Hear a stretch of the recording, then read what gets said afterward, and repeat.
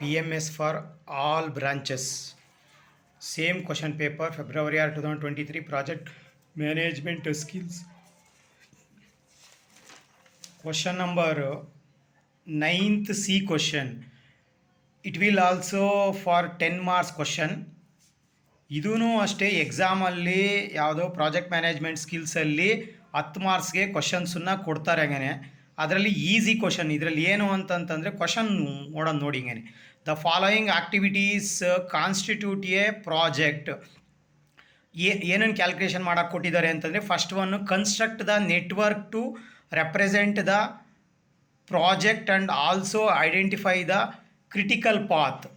ಅಂದರೆ ನೆಟ್ವರ್ಕ್ ಡಯಾಗ್ರಾಮನ್ನು ಬರಿಬೇಕಾಗುತ್ತೆ ಮತ್ತು ಕ್ರಿಟಿಕಲ್ ಪಾತನ್ನು ಐಡೆಂಟಿಫೈ ಮಾಡಿ ಅದನ್ನು ಬರಿಬೇಕಾಗುತ್ತೆ. ಅದಕ್ಕೆ 10 ಮಾರ್ಕ್ಸ್ ಕೊಡ್ತಾರೆ. ಹಂಗಾಗಿ ಅದರಲ್ಲಿ ಸೆಕೆಂಡ್ ಒನ್ ಏನು ಕ್ಯಾಲ್ಕುಲೇಷನ್ ಮಾಡೋಕ್ಕೆ, write all the project paths to possible ಅಂತಂದರೆ ಅದರಲ್ಲಿ ಯಾವ್ಯಾವ ಮುಖಾಂತರ ಪ್ರಾಜೆಕ್ಟನ್ನು ಕಂಪ್ಲೀಟ್ ಮಾಡ್ಬೋದು ಅಂತ ಅನ್ನೋದನ್ನು ಕೊಟ್ಟಿದ್ದರು. ಅದನ್ನು ಕ್ಯಾಲ್ಕುಲೇಷನ್ ಮಾಡಬೇಕು ಮತ್ತು ಬರಿಬೇಕು ಅಂತ ಕೊಟ್ಟಿದ್ದಾನೆ ನೋಡಿಗೆ. ಅದರಲ್ಲಿ ಹೆಂಗೇನೆ ಇವಾಗ ಹೋಗೋಣ ಏನು ಅಂತಂದರೆ, ಅಲ್ಲಿ ಆಕ್ಟಿವಿಟಿ ಅಂತ ಕೊಟ್ಟಿದ್ದಾನೆ ಮತ್ತು ಡ್ಯೂರೇಷನ್ ಅಂತ ಕೊಟ್ಟಿದ್ದಾನೆ. ಆಗಲೇ ಈ ಪರ್ಟಿಕ್ಯುಲರ್ ಕ್ವಶನ್ನಲ್ಲಿ ಎಕ್ಸ್ಪೆಕ್ಟೆಡ್ ಟೈಮ್ ಅನ್ನೋದನ್ನು ನೀವು ಕ್ಯಾಲ್ಕುಲೇಷನ್ ಮಾಡಿರಲ್ವ ಹಂಗೇನೆ. ಅದರಲ್ಲಿ ಇದರಲ್ಲಿ ಎಕ್ಸ್ಪೆಕ್ಟೆಡ್ ಟೈಮು ಅಥವಾ ಡ್ಯೂರೇಷನನ್ನು ಈ ಪರ್ಟಿಕ್ಯುಲರ್ ಪ್ರಾಬ್ಲಮಲ್ಲಿ ಆಲ್ರೆಡಿ ಅವರು ಕ್ವಶನ್ ಸೆಟರ್ಸು ಕೊಟ್ಟಿದ್ದಾರೆ ಹಂಗೇನೆ. ಅಂದರೆ 1 to 2 activity 8, 1 to 3 activity 8, 1 to 4 activity ಅಂದರೆ ಒಂದಾದಮೇಲೆ 4ನೇ ಆಕ್ಟಿವಿಟಿ ಅಂತ ಅದು 10, 2 to 4 10 ಅಂತ ಕೊಟ್ಟಿದ್ದಾರೆ, 2 to 6 16 ಅಂತ ಕೊಟ್ಟಿದ್ದಾರೆ, 3 to 5 10 ಅಂತ ಕೊಟ್ಟಿದ್ದಾರೆ, 3 to 6 14 ಅಂತ ಕೊಟ್ಟಿದ್ದಾರೆ, 4 to 5 17 ಅಂತ ಕೊಟ್ಟಿದ್ದಾರೆ, 5 to 6 9 ಅಂತ ಕೊಟ್ಟಿದ್ದಾರೆ. ಅಂದರೆ ಪ್ರತಿ ಈಚ್ ಆಕ್ಟಿವಿಟಿ ಎಲ್ಲಿಂದ ಯಾವುದಾದ್ಮೇಲೆ ಯಾವ್ದು ಆಕ್ಟಿವಿಟಿ ಬರಬೇಕು ಅಂತ ಕೊಟ್ಟಿದ್ದಾರೆ, ಅದರದ್ದು ಎಷ್ಟು ಡ್ಯೂರೇಷನ್ ಅಂತ ಕೊಟ್ಟಿದ್ದಾರೆ ನೋಡಿ. ಅದರಲ್ಲಿ 1 by 1 ಇವಾಗ ಹೋಗೋಣ. ಹೆಂಗೆ ಹೋಗೋಣ ಅಂತಂದರೆ ನೋಡಿ, ಅಲ್ಲಿ ಒಂದನ್ನೋದು ಒಂದು ಆಕ್ಟಿವಿಟಿ ಮೇಲೆ 3 ಆಕ್ಟಿವಿಟಿ ಡಿಪೆಂಡೆಂಟ್ ಆಗಿದೆ. 3 ಆಕ್ಟಿವಿಟಿ ಅಂತ ಯಾವ್ಯಾವುದು ಅಂತಂದರೆ, ಒಂದಾದ ನಂತರ ಅಂದರೆ ಮೊದಲನೇ ಆಕ್ಟಿವಿಟಿ ಕಂಪ್ಲೀಟ್ ಆದಮೇಲೆ ಅಥವಾ ಮೊದಲನೇ ಆಕ್ಟಿವಿಟಿ ಕಂಪ್ಲೀಟ್ ಆದಮೇಲೆ 2ನೇ ಆಕ್ಟಿವಿಟಿ, 3ನೇ ಆಕ್ಟಿವಿಟಿ ಮತ್ತು 4ನೇ ಆಕ್ಟಿವಿಟಿನ ಅದು 1ನೇ ಆಕ್ಟಿವಿಟಿ ಮೇಲೆ ಡಿಪೆಂಡೆಂಟ್ ಆಗಿದೆ. ಅಲ್ಲಿ ನೋಡಿ ಹೆಂಗೇನೆ 1 to 2 8 ಅಂತ ಅಲ್ಲಿ ಅಂತಾರೆ. ಒಂದು ಅಂತಂದರೆ ಒಂದನ್ನು ಮಾರ್ಕ್ ಮಾಡಿಬಿಟ್ಟು ಒಂದು 0 ಸುತ್ತಿ ಅಥವಾ ಗುಂಡು ಸುತ್ತಿ ಅಥವಾ ಸರ್ಕಲ್ ಹಾಕಿ, ಸರ್ಕಲ್ ಇದಾದ್ಮೇಲೆ ಹೆಂಗೇನೆ ನೋಡಿ ಇಲ್ಲಿ 3ನೇ ಯಾವುದದು ಸೆಕೆಂಡ್ನೇ ಆಕ್ಟಿವಿಟಿ ಅಂದರೆ 1ರಿಂದ 2ನೇ ಆಕ್ಟಿವಿಟಿ ಹೋಗಬೇಕು ಅಂದರೆ 8 ಡ್ಯೂರೇಷನ್ ಅಥವಾ 8 ಡೇಸ್ ಬೇಕಂತೆ. ಅದನ್ನು ಬಾಟಮಲ್ಲಿ ಬರೆದಿದ್ದೀನಿ. 4th ಆಕ್ಟಿವಿಟಿಗೆ 10, 4th ಆಕ್ಟಿವಿಟಿ ಸ್ಟಾರ್ಟ್ ಆಗಬೇಕು ಅಂತಂದ್ರೇ 10 ಡೇಸ್ ಬೇಕಂತೆ. ಅದನ್ನು ಬರೆದಿದ್ದೀನಿ ನೋಡಿ ಅಲ್ಲಿ ಮಿಡ್ಲಲ್ಲಿ. ಮತ್ತು 3rd ಆಕ್ಟಿವಿಟಿ ಸ್ಟಾರ್ಟ್ ಆಗಬೇಕು ಅಂತಂತಂದರೆ ಸೆಕೆಂಡ್ ಒನ್ನಲ್ಲಿ ಕೊಟ್ಟಿದ್ರೆ 8 ಡೇಸನ್ನು ಆಗಬೇಕಂತಂತೆ. ಅದೇ ರೀತಿ ಹಂಗೆ ಸೆಕೆಂಡ್ ಆಕ್ಟಿವಿಟಿ 2 ಮೇಲೆ ಡಿಪೆಂಡೆಂಟ್ ಆಗಿದೆ ನೋಡಿ. 2 ಅಂತಂದರೆ ಯಾವ್ಯಾವ್ದ್ರ ಮೇಲೆ ಡಿಪೆಂಡೆಂಟ್ ಆಗಿದೆ, ಇಲ್ಲಿ ಆ ಒಂದು ಬಾಕ್ಸಲ್ಲಿ ನೋಡಿ ಹಿಂಗೆ 2ನೇ ಆಕ್ಟಿವಿಟಿ 4th ಆಕ್ಟಿವಿಟಿ ಮೇಲೆ ಅಂದರೆ 4th ಆಕ್ಟಿವಿಟಿ 2ನೇದ್ರ ಮೇಲೆ ಡಿಪೆಂಡೆಂಟ್ ಆಗಿದೆ ಮತ್ತು 6th ಆಕ್ಟಿವಿಟಿನೂ 2 ಮೇಲೆ ಡಿಪೆಂಡೆಂಟ್ ಆಗಿದೆ. ಅಂದರೆ 2 ಇಂದ 6ಗೆ ಒಂದು ಆರೋ ಮಾರ್ಕ್ ಹಾಕಿ ಅಲ್ಲಿ 16 ಅಂತ ಬರೆದಿದ್ದೀನಿ ನೋಡಿ. ಅದೇ ರೀತಿಯೇ 4th ಆಕ್ಟಿವಿಟಿ ಸೆಕೆಂಡ್ನೇ ಆಕ್ಟಿವಿಟಿ ಮುಗ್ದಾದ್ಮೇಲೆ ಬರುತ್ತೆ. ಹಂಗಾಗಿ ಹೆಂಗೆ ಅಲ್ಲಿ 2 ಇಂದ 4ವರೆಗೆ 10 ಅಂತ ಬರೆದಿದ್ದೀನಿ ನೋಡಿ, ಒಂದು ಆರೋ ಮಾರ್ಕ್ ಹಾಕಿ. ಅದೇ ರೀತಿ 2 ಇಂದ 6ಗೆ 16 ಅಂತ ಬರೆದಿದ್ದೀನಿ. ನೆಕ್ಸ್ಟ್ ಒಂದು ನೋಡಿ ಹೆಂಗೆ 3ನೇ ಆಕ್ಟಿವಿಟಿ ಅದೇ 5 ಮತ್ತು 6ನೇ ಆಕ್ಟಿವಿಟಿ ಮತ್ತೆ 3rd ಆಕ್ಟಿವಿಟಿ ಮೇಲೆ ಡಿಪೆಂಡೆಂಟ್ ಆಗಿದೆ. 3rd ಆಕ್ಟಿವಿಟಿ ಅಂತಂತಂದರೆ ಅಲ್ಲಿ ನೋಡಿ ಹೆಂಗೇನೆ ಯಾವುದದು ಹೆಂಗೆ 3rd ಆಕ್ಟಿವಿಟಿ ಮೇಲೆ 5ನೇ ಆಕ್ಟಿವಿಟಿ ಡಿಪೆಂಡೆಂಟ್ ಆಗಿದೆ ಅಂತಂದರೆ 3 ಇಂದ 5ಗೆ ಒಂದು ಆರೋ ಮಾರ್ಕ್ ಹಾಕಿ 5 ಅಂತ ಬರೀರಿ. ಅದನ್ನು ಕ್ಲೋಸ್ ಮಾಡಿ ಸರ್ಕಲನ್ನು ಅಲ್ಲಿ ನೋಡಿ 3 to 5 18 ಡೇಸ್ ಅಂತ ಇದೆ, 18 ಅಂತ ಬರೆದಿದ್ದೀನಿ ನೋಡಿ ಹೆಂಗೆ. ಅದೇ ರೀತಿ 6th ಆಕ್ಟಿವಿಟಿ ನೋಡಿ, 6th ಆಕ್ಟಿವಿಟಿ ಹೆಂಗೆ ಯಾವುದದು ಇಲ್ಲಿ 3ನೇ ಆಕ್ಟಿವಿಟಿ ಮೇಲೆ ಡಿಪೆಂಡೆಂಟ್ ಆಗಿದೆ.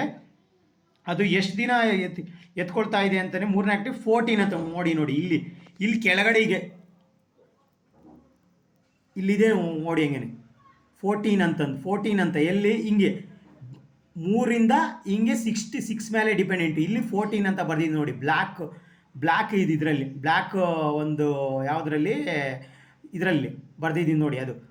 ಅದೇ ರೀತಿ ಹೆಂಗೇನೆ 4th ಆಕ್ಟಿವಿಟಿ ನೋಡಿ, ಈ ಒಂದು 4th ಆಕ್ಟಿವಿಟಿ 5th ಆಕ್ಟಿವಿಟಿ ಮೇಲೆ ಡಿಪೆಂಡೆಂಟ್ ಆಗಿದೆ. ಅಂದರೆ 4th ಮುಗಿದಾದ್ಮೇಲೆ 5th ಆಕ್ಟಿವಿಟಿ ಸ್ಟಾರ್ಟ್ ಆಗಬೇಕು ಅಂತಂದರೆ ಇಲ್ಲಿ ಮಧ್ಯೆ 17 ಡೇಸು ಕೊಟ್ಟಿದ್ದಾರೆ ನೋಡಿ ಇಲ್ಲಿ ಕ್ವಶನಲ್ಲಿ. 4th 5th 17 ಅಂತ. ಇಲ್ಲಿ ಅದಕ್ಕೋಸ್ಕರ ಇಲ್ಲಿ ಹಿಂಗೆ 4th 5th ಒಂದು 6 ಮಾರ್ಕ್ ಹಾಕಿ ಇಲ್ಲಿ 17 ಅಂತ ಬರ್ದೈತೆ ಹಂಗೆ. ಅದೇ ರೀತಿ 5th to 6th ಅಂದರೆ ಇಲ್ಲಿ ನೋಡಿ, ಇಲ್ಲಿ 5th ಹಂಗೇನೆ 5th 6th ಬೇಕು ಅಂದರೆ 9 ಡೇಸ್ ಅಂತ ಕೊಟ್ಟಿದ್ದಾರೆ. ಇಲ್ಲಿ 9 ಅಂತ ಏನೋ ಕೊಟ್ಟಿದ್ದಾರೆ. ಆ 9 6 ಅಂತ ಬರೆದುಬಿಟ್ಟು ನೋಡಿ, ಅಂದರೆ 6 5 ಮೇಲೂ ಡಿಪೆಂಡೆಂಟ್ ಆಗಿದೆ ಮತ್ತು 2 ಮೇಲೂ ಡಿಪೆಂಡೆಂಟ್. ನೋಡಿ ಇಲ್ಲೇ ಇದೆ ನೋಡಿ, 6 ಅನ್ನೋದು 2 ಮೇಲೂ ಡಿಪೆಂಡೆಂಟ್ ಆಗಿದೆ, 16 ಇಲ್ಲಿದೆ. ಅದೇ ರೀತಿ 6 5 ಮೇಲೂ ಡಿಪೆಂಡೆಂಟ್, 9 ಇಲ್ಲಿದೆ ನೋಡಿ. ಆವಾಗ ಹಿಂಗೆ ಫುಲ್ಲು ಇಷ್ಟು ಇದೆಲ್ಲನೂ ನೆಟ್ವರ್ಕು ಡಯಾಗ್ರಾಮ್ ಅಂತಂದು ಅಲ್ಲಿ ನೋಡಿ. ಅಲ್ಲಿ ಅದಾದಮೇಲೆ ಪಾರ್ಟ್ಸನ್ನು ಓಡ್ಕೊಳ್ಳೋಣ. ಪಾರ್ಟ್ಸ್ ಅಂತಂಥದ್ದು ಪಾರ್ಟ್ಸ್ ಹೆಂಗೆ ಅಂತಂದರೆ ನೋಡಿ, ಇಲ್ಲಿ 1 3 6 ನೋಡಿ, ಇಲ್ಲಿ 1 3 ಇಲ್ಲೈತೆ ನೋಡಿ, 1 3 6 ಅಂತ ನೋಡಿ.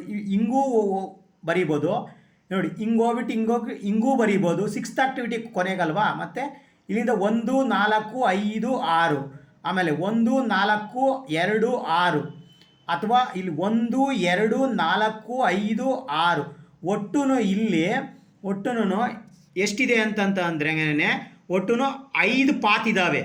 5 ಪಾತಲ್ಲಿ ಹೆಂಗೇನೆ 1 2 5 6 10 + 17 + 9 ಅಂತಂದರೆ 36 ಆಗುತ್ತೆ.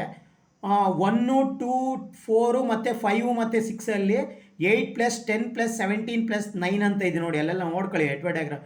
ಟೋಟಲ್ 44 ಆಗುತ್ತೆ ಡೇಸ್. 44 ಡೇಸು ಇದು 6th ಆಕ್ಟಿವಿಟಿಗೆ ಬರಬೇಕು ಅಂತಂದರೆ 1 2 6 8 + 16 24 ಆಗುತ್ತೆ.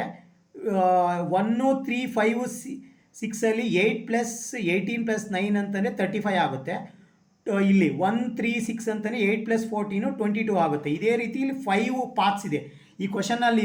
ಇಲ್ಲಿ ಏನೋ ಕೊಟ್ಟಿದ್ದಾರೆ ನೋಡಿ, right all the project parts possible ಅಂತಂತಂದರೆ ಇವೆಲ್ಲ ನೋಡಿ, ಇವು 5 ಬರೀಬೇಕು. 5ಕ್ಕೂ 5 ಮಾರ್ಕ್ಸ್ ಕೊಡ್ತಾನೆ.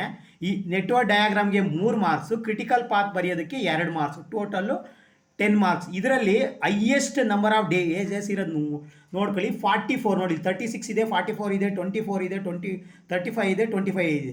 ಇದರಲ್ಲಿ ಟೋಟಲ್ ಹೈಯೆಸ್ಟ್ ಅಂದರೆ 44 ಅಂದರೆ ಈ ಪರ್ಟಿಕ್ಯುಲರ್ ಇದೆ. ಅದನ್ನು ಬರ್ದಿದ್ದೀನಿ ನೋಡಿ. ಕ್ರಿಟಿಕಲ್ ಪಾತ್ = 1 2 4 5 6 ಅಂದರೆ ಯಾವುದು ಹೈಯೆಸ್ಟ್ ನಂಬರ್ ಹೈಯೆಸ್ಟ್ ಟೈಮ್ ಎತ್ಕೊಳ್ಳುತ್ತೋ ಪ್ರಾಜೆಕ್ಟನ್ನು ಕಂಪ್ಲೀಟ್ ಮಾಡೋಕ್ಕೆ, ನಂಬರ್ ಆಫ್ ವೇ ಅದು ಪಾತು, ಅದನ್ನು ಕ್ರಿಟಿಕಲ್ ಪಾತ್ ಅಂತ ಕರೀತಾರಂಗೇನೆ. ಇದು 10 ಮಾರ್ಕ್ಸ್ ಕ್ವಶನ್ನು, ಗ್ಯಾರಂಟಿ ಕ್ವಶನ್ನು. ಎಕ್ಸಾಮಲ್ಲಿ ಪಕ್ಕಾ ಬರ್ತೈತಂಗೇನೆ. 10 ಮಾರ್ಕ್ಸ್ಗೆ ಈಸಿಯಾಗಿ PMS ಪಾಸ್ ಮಾಡ್ಬೋದು. ಇದನ್ನು ಶೇರು ಮತ್ತು ಸಬ್ಸ್ಕ್ರೈಬ್ ಮಾಡಿ. ನಿಮ್ಮ ಎಲ್ಲ ಬ್ರ್ಯಾಂಚಸ್ಸು ಸ್ಟೂಡೆಂಟ್ಸ್ಗೂ, ಸೆಕೆಂಡ್ ಸೆಮಿಸ್ಟರ್ ಹುಡುಗರಿಗೆ ಶೇರ್ ಮಾಡಿ. Thank you. Yours Janardhan John.